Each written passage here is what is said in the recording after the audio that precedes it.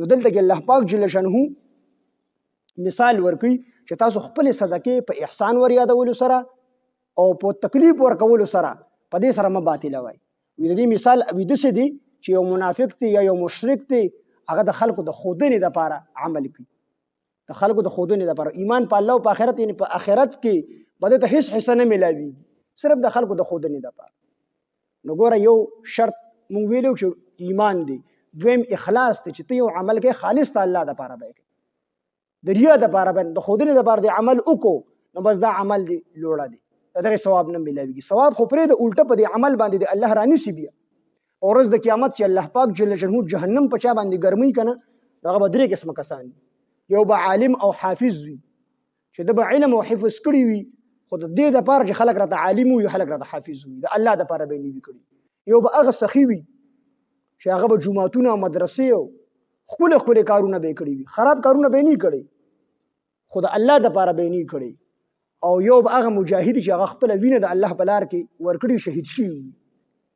نو دا 3 قسمه کسان به الله راوغواړي. تپوس به کړي څه دي کړي، دی به ما قرآن یاد کړی دی، حافظ صاحب به وي، علم مې کړی دی خالص تا د رضا دپاره. الله به وایي چې کړی دی دی، خو زما د رضا دا خبره چې کوي دا دروغ. علما فرمایي دا دومره خطرناکه بیماري ده چې دا کس ته الله مخې ته ولاړ دی، د الله مخې ته ولاړ دی، خو بیا هم دروغ وایي. الله به یې پړه مخې راښکلی جهنم ته وغورځوي. سخي به راولي، سخي ته به تاسې کړي دي، دی به وایي الله داسې ځای نه و چې په هغې کې مال لګول ستا د رضا سبب نه و، هلته ما مال نه لګولی.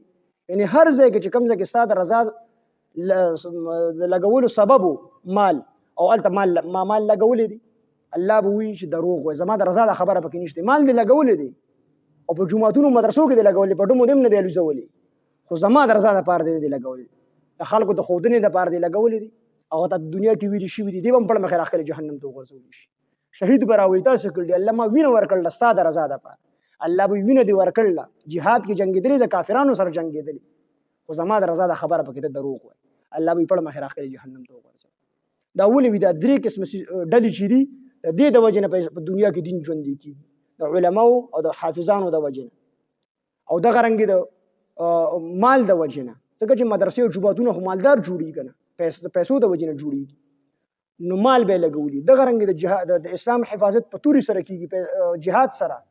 نو دا 3 واړه ډلې په دې سره اسلام ژوندی کېږي، خو چې کله پکې اخلاص نی اخلاص، نو دا 3 واړه ډلې دا به جهنم ته ځي.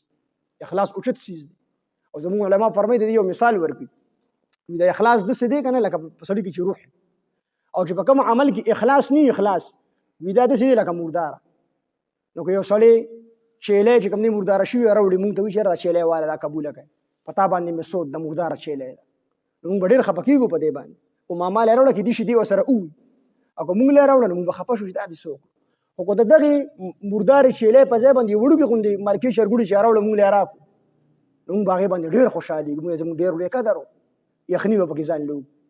ولې دا حلال دی، دا بل شي مردار. دقه رنګې لږ غوندې عمل کول خو خالص ته الله دپاره، دا الله ته ډېر لوی دی. او ډېر عمل کول خو چې اخلاص پکې نه وي، نو دا داسې دی لکه مردار، الله په دې خفه کېږي په دې عمل باندې. داسې چې عمل کوئ خالص ته الله دپاره کوئ. تهجد کوئ نو بیا چې سار راپاسئ نو دا مه وایئ چې یاره بېګا 4 بجو کې پاڅېدم نو ګوره سپوسم غفل ګیدړانو پکې چغې وهلې. څه مطلب و؟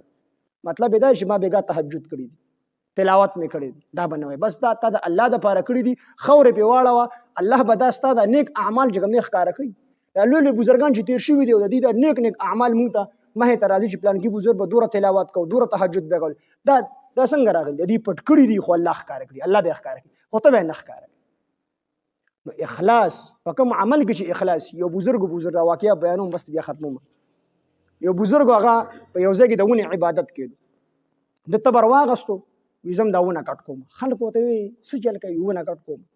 لار کې یو بوډا سړی محله ورغلی، ته څه کوې؟ وي زه دا ونه کټ کوم. نو وي دا ولې کټ کوې؟ وي که ته دا ونه کټ کړې نو خلک به د بلې ونې عبادت شروع کړي، نو هغوی د بلې د شروع کړي، خو دا ونه به کټ کوم. او که چا د بلې شروع کړو بله به کټ کوم. دې سړي ورته وایي ته نشي کټ کولی، نو دواړه په پرځولو شوي دي.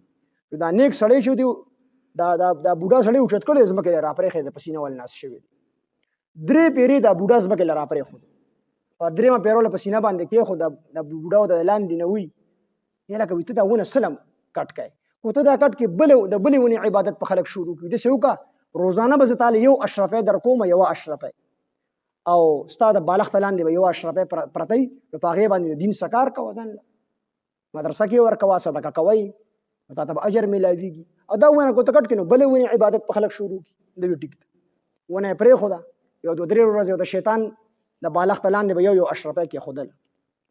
درېیمه څلورمه ورځ باندې اشرفی نه وه، په پنځمه ورځ بیا نه وه، په شپږمه ورځ بیا نه وه، د بیا تبر راغستی ده خو ما سره دوکه وکړه چې هغه ونې خواله راتلو دغه بوډا سړی ولا بیا راغلی دی، ورته ویې څه کوي ونه کټ کوم، یې نشي کټ کولی. هغه ویې زه یې کټ کوم، دواړه پرځولو شوي دي. چې په دې پیره دا بوډا سړی لګېدل دی، د عابد اوچت کړی دی، لاندې را پرېښی چې د بیا دی را پاسېدل دي، جو بیا یې نیول دي، جو بیا را پرېښی دي، چې په درېیمه پیره بیا را پرېښی. دا عابد ورته لاندې نه وي، ګوره بله پیره درې پیرې ما ته راغورځولې وي، زه په تا باندې پهلوان وم، او دې پیرې له ته په ما باندې پهلوان شو، زه دې راغورځولم، دا ولې؟ هغه وی هغه بله پیره چې ته راتلې نو ته د الله د رضا دپاره راتلې، او دا اوس چې راغلی د اشرفی دپاره راغلی، اخلاص پکې ختم شوی دی، زه شیطان یم، د دې وجې زه په تا باندې غالب راغلم. نو نیک اعمال کو لږ عمل وي خو چې خالص ته الله دپاره وي، نو الله پاک په هغې باندې ډېر څه ورکوي. او که تا لوی عمل وکړو، تهجد دې وکړو، خو دا خبر دې ورسره وکړه چې یاره بېګا ویز و اسمان کې څلورو بجو کې، او تلاوت دې وکړو، او خلکو ته دې ووایي چې ما دوره دوره تلاوت وکړو، په دې ته د الله هېڅ نه درکوي، الټه پې دغه ده. نو دې کې الله پاک مثال بیاني، فمثله، اوس ورپسې مثال د دې ریاکار بیاني. فمثله، پس مثال د دې ریاکار سړي، کمثلې پشان صفوان د هغې ګټ دی، علیه چې په هغې باندې تراب خوروي، فاصابه او وورېږي په دې ګټ باندې، وابل تیز باران، فترکه پس پرېږدي دې ګټ لره، سولدن بالکل صفا. دلته مثال بیاني چې یو غټ ګټ وي، د دې منافق ړومبې خو الله پاک د هغې منافق یا د هغې مشرک مثال بیاني چې هغه د خلکو د ښودنې دپاره عمل کوي. نو چې د ښودنې دپاره عمل کوي، نو هغه په آخرت باندې او په ورځ د قیامت باندې ایمان امني، په الله باندې ایمان امني، نو دا کس خو د ښودنې دپاره عمل کوي، نو دته په قیامت کې هېڅ شی نه میلاوي. نو بیا د ریاکار مثال بیاني، د ریاکار مثال څنګه دی چې کوم سړی د ریا دپاره عمل کوي. د مثال داسې دی چې یو غټ ګټي، او په دې ګټ باندې ډېره خوره چا اچولي، او په هغه خوره کې تخم نل کړي وي، غنم وي او جواري یا بل یو سبزي یا چې کوم دی میوه وغیره د میوې یو ډکې پکې نل کړي، تخم پکې دننه اچولي. نو د خورې خاصیت دا دی چې په دې کې تخم زرغونېږي، خو په ګټه کې تخم نه راخیږي. کو چا په دې سړک کې جواره غنم وکړل، په دې کې نه راخیږي، په خوره کې راخیږي. نو په دې ګټ ته پاسه خوره پرته وي، نو په خوره کې خو دا تخم راخیږي. نو په دغه ګټ باندې تیز باران وشي، چې تیز باران پې وشي، نو خوره ته مکمل چې کوم دی هغه باران ووسي، نو تخم پکې مو ووسي یا خوره پکې مو ووسي، نو دا ګټ بالکل صفا شي.